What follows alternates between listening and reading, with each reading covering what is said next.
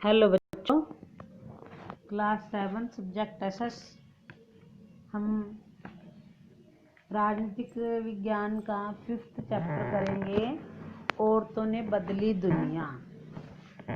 4th chapter में हमने पढ़ा है लड़कों और लड़कियों का बड़ा होना, कि कैसे लड़के और लड़कियों में भेदभाव किया जाता था और किस प्रकार लड़के और लड़कियों में बड़े होने में भी अंतर है। ये सभी हमने लास्ट चैप्टर में पढ़ा है, 4th चैप्टर में पढ़ा है। जैसे कि जो घरेलू काम है, परिवार हैं, वो सब जो है औरतों के काम औरतें करती थी। कुछ व्यवसाय हैं महिलाओं की अपेक्षा पुरुषों के लिए अधिक होते थे। स्त्रियों ने कैसे संघर्ष किए।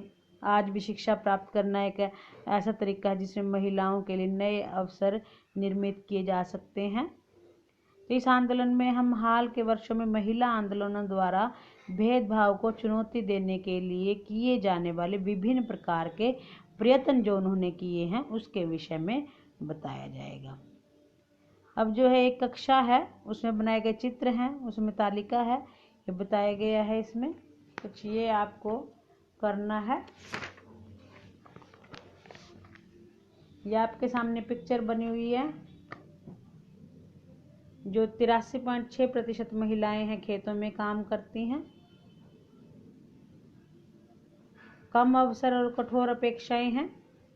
रोजी मैडम की कक्षा में बच्चों ने कुछ चित्र बनाए। उन्होंने पायलट के रूप में पुरुषों और नर्स के लिए महिलाओं के चित्र बनाए। उन्हें लगा कि घर के बाहर भी महिलाएं कुछ विशेष प्रकार के काम ही अच्छी तरह से कर सकती है।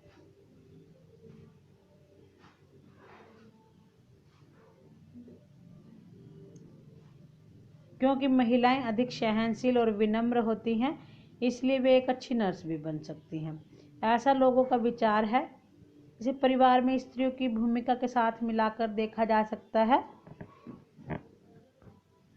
इसी प्रकार से माना जाता है कि विज्ञान के लिए तकनीकी दिमाग की जरूरत होती है और लड़कियां और महिलाएं तकनीकी कार्य करने में सक्षम नहीं होती।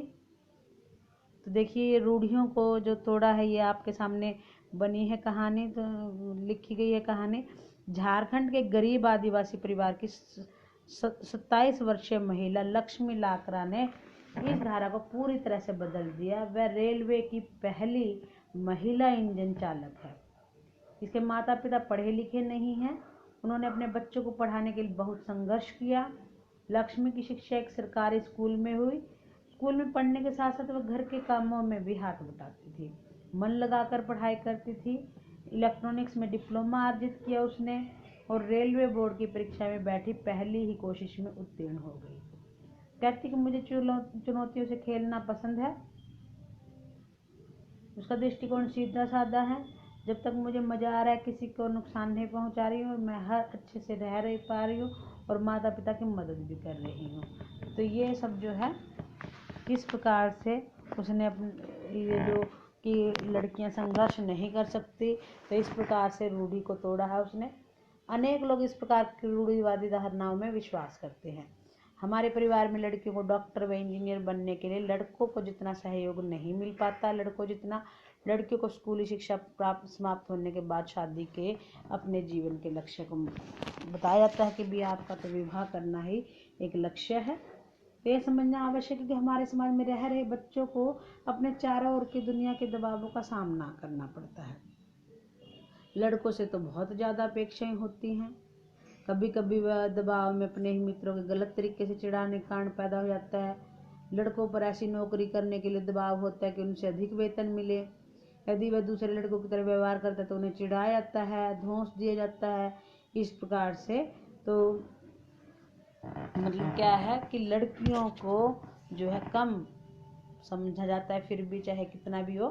तो ये कहानी इसमें नीचे दी गई है। हे ईश्वर जेवियर, भौतिक शास्त्र में तुम्हारे अंक बहुत कम है, गणित में केवल 65% ही आए हैं।